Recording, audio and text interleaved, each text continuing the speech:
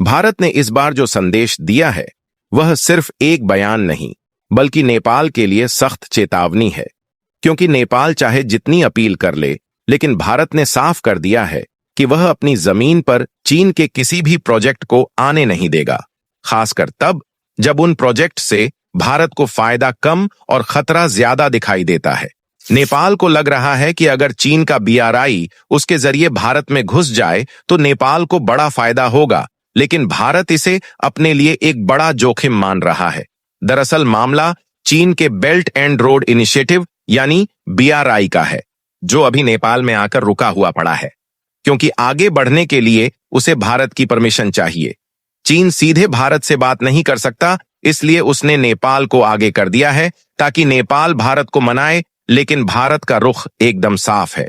Bharat BRI को हरी झंडी देने वाला नहीं है। अब सवाल है कि चीन इतना जोर क्यों दे रहा है।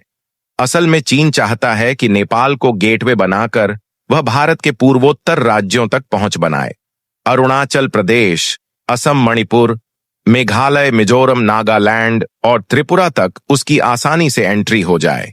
ये वही स्ट्रिंग ऑफ पर्ल्स रणनीति है जिसके तहत चीन भारत को उसके ही पड़ोसी देशों के जरिए घेरने की कोशिश करता है। निवेश के नाम पर पहले पैसा लगाता है, फिर असर और दबाव बनाता है। चीन का असली प्लान यह है कि BRI को एक एशियाई हाईवे जैसा नेटवर्क बनाया जाए, जहां तिब्बत से सड़क या रेल नेपाल के रास्ते सीधे बिहार या उत्तर प्रदेश तक पहुंच जाए। अगर ऐसा होता है तो चीन के लिए हिमालयी इलाकों तक पहुंच आसान हो जाएगी और भारत के पूर्वोत्तर राज्यों में उसकी मौजूदगी भी बढ़ सकती है। यही वजह है कि भारत इसे सिर्फ प्रोजेक्ट नहीं बल्कि सुरक्षा का मामला मान रहा है। पूरी डेवलपमेंट क्या है इस वीडियो में समझते हैं, लेकिन आगे बढ़ने से पहले इस वीडियो को लाइक करके चैनल को सब्सक्राइब जरूर कर दीजिए। दरअसल चीन का BRI प्रोजेक्ट एक तरीके का जाल होता है। ऐसे में अगर चीन BRI के जरिए भारत के पूर्वोत्तर इलाकों तक पहुंच गया तो सबसे बड़ा खतरा यही होगा कि चीन हिमालय पर रणनीतिक पकड़ बना लेगा। उसके बाद 7 सिस्टर्स कहे जाने वाले राज्यों में घुसपैठ और दबाव दोनों बढ़ सकते हैं।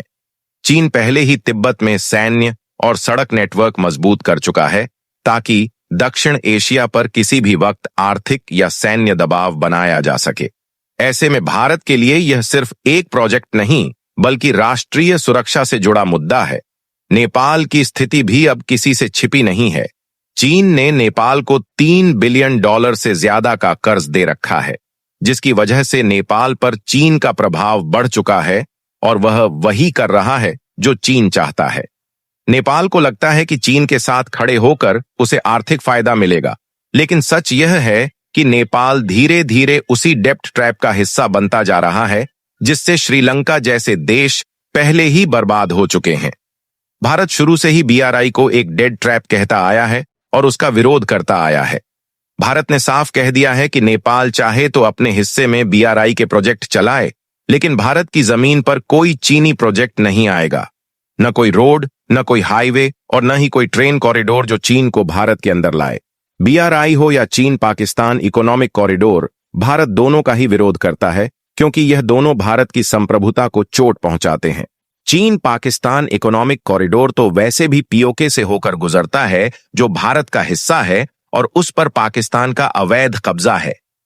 ऐसे में भारत कैसे किसी ऐसे प्रोजेक्ट का समर्थन कर सकता है जो उसके ही कब्जे वाले इलाकों को चीन के नाम पर और ज्यादा स्थायी बना दे। भारत ने यह बात कई बार दुनिया के सामने रखी है और अपने रुख पर आज भी कायम है। भारत का रुख इसलिए और ज्यादा सख्त है क्योंकि चीन सिर्फ सड़कों या रेल लाइनों के नाम पर निवेश नहीं करता, बल्कि उन जगहों को अपने सैन्य और खुफिया ढांचे के लिए इस्तेमाल भी करता है। श्रीलंका के हम्बनटोटा पोर्ट का उदाहरण सबके सामने है। चीन ने वहां भी विकास के नाम पर पैसा लगाया और जब श्रीलंका कर्ज नहीं चुका पाया तो बंदरगाह चीन के हाथ में 99 साल के लिए चला गया। यही तरीका नेपाल के साथ भी दोहराया जा सकता है और भारत यह खतरा पहले ही समझ चुका है। वर्ल्ड बैंक की एक रिपोर्ट के अनुसार नेपाल का लगभग 23% बाहरी कर्ज सिर्फ चीन का है और यह कर्ज लगातार बढ़ रहा है। अगर नेपाल ने और BRI प्रोजेक्ट लिए तो यह कर्ज 2027 तक 35% तक पहुंच सकता है। यानी नेपाल की अर्थव्यवस्था धीरे धीरे पूरी तरह चीन के कब्जे में जा सकती है। भारत यह भी जानता है कि जब कर्ज बढ़ेगा तो नेपाल के पास दो ही रास्ते बचेंगे, या तो अपनी जमीन और प्रोजेक्ट चीन को सौंप दें या चीन के कहे मुताबिक भारत पर दबाव बनाए। भारत इस समय दुनिया की चौथी सबसे बड़ी इकोनॉमी वाला देश है और आने वाले 10 सालों में तीसरे नंबर पर पहुंचने की स्थिति में है। भारत अपने इंफ्रास्ट्रक्चर, डिफेंस, मैन्युफैक्चरिंग और टेक्नोलॉजी को लेकर पहले से कहीं ज्यादा मजबूत है। ऐसे में भारत किसी भी सूरत में चीन को अपनी सीमाओं तक पहुंचने का मौका नहीं देगा, चाहे वह नेपाल के जरिए हो या किसी और देश के जरिए। भारत की नेबरहुड फर्स्ट पॉलिसी का मतलब यह नहीं कि कोई भी पड़ोसी भारत की सुरक्षा को दांव पर लगा दे। नेपाल यह भूल रहा है कि भारत ने 2017 में उसे $500 बिलियन की लाइन ऑफ क्रेडिट दी थी। 2024 में जयनगर से कुर्ता तक रेल लाइन भी भारत ने तैयार की, जिससे नेपाल पहली बार भारतीय रेलवे नेटवर्क से जुड़ा। नेपाल को पेट्रोल, दवाइयां, अनाज और रोजमर्रा की चीजें भारत ही सप्लाई करता है। लेकिन इसके बावजूद अगर नेपाल चीन की पैरवी कर रहा है तो यह दोस्ती नहीं बल्कि दबाव में लिया गया फैसला है। भारत ने साफ संदेश दे दिया है कि चीन चाहे कितनी भी चालें चल लें, पर BRI भारत की जमीन पर कदम नहीं रखेगा। भारत ने यह भी इशारा कर दिया है कि अगर नेपाल चीन के कहने पर भारत विरोधी कदम उठाएगा तो भारत अपने विकल्प तलाशने में देर नहीं करेगा, चाहे वह ट्रेड रूट हो, हाइड्रो प्रोजेक्ट हो या सीमाई सहयोग, सब पर दोबारा सोच हो सकती है। इस पूरे मुद्दे का असली निष्कर्ष यही है कि भारत अब किसी भी रणनीतिक गलती की कीमत चुकाने के लिए तैयार नहीं है। आज का भारत 1962 वाला भारत नहीं है। आज भारत डिप्लोमेसी भी करता है और जरूरत पड़े तो सर्जिकल स्ट्राइक भी करता है।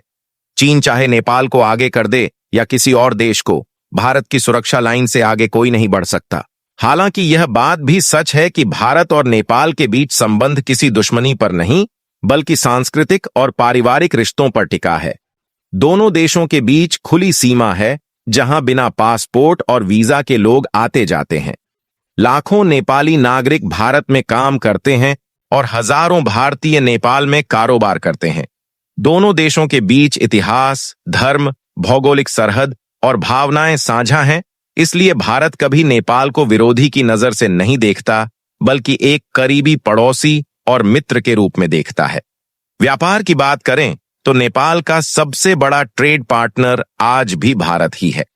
नेपाल को मिलने वाला लगभग 65% इंपोर्ट भारत से जाता है और नेपाल का करीब 57% एक्सपोर्ट भारत में आता है।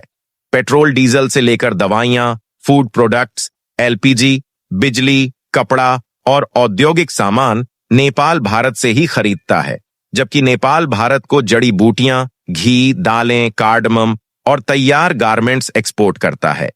2023 में दोनों देशों के बीच कुल व्यापार लगभग 13,000 करोड़ रुपए का रहा, जो हर साल बढ़ रहा है। इसलिए भारत के लिए नेपाल से संबंध तोड़ना कभी विकल्प नहीं रहा, लेकिन भारत अपनी सुरक्षा से भी कोई समझौता नहीं कर सकता।